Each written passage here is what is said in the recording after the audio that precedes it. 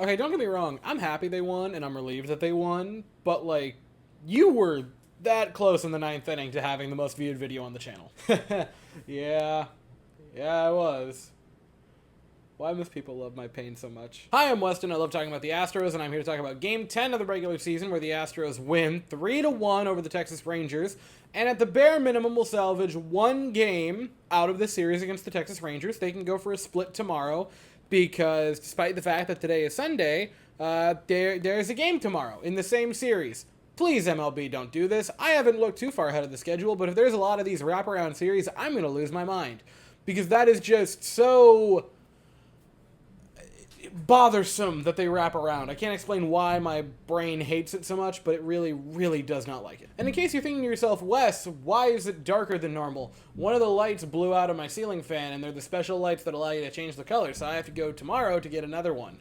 And I am very interested to see how they work, because I got all 6 of them at the exact same time, and only one of them has gone out. So, I don't know, part of me wants to play the fun little waiting game and see how long it takes for them all to go out. Anyway, to talk about the actual game, the offense was one Yordan Alvarez home run off of walks by Altuve and Myers, which is really cool.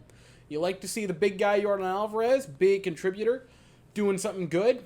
One of the star players, you need them to come up big. Altuve getting on base for him, that's a good thing. Jake Myers getting on base for him, that's a good thing.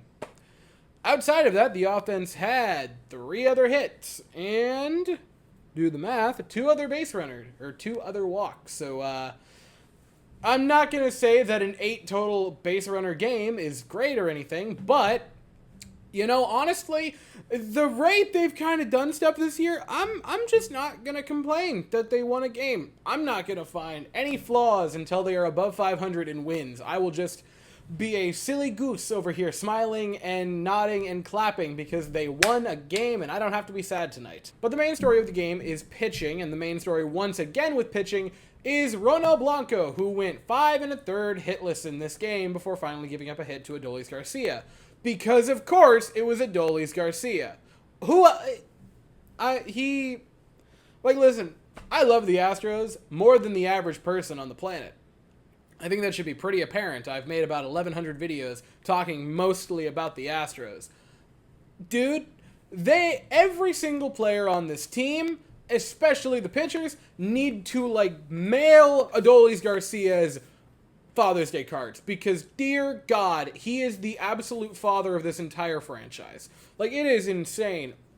There was no other person that it possibly could be. It was not, can he get the no-hitter? It was, can he make Adolis Garcia go 0 for 4? And it was a really nice game for Ronald Blanco. It definitely wasn't the masterpiece that his first game was. He gave up the 1 hit. He did give up 4 walks in 6 innings, which is definitely not great for the old FIP department. The 4 strikeouts, it's about on par with what he did in the first game.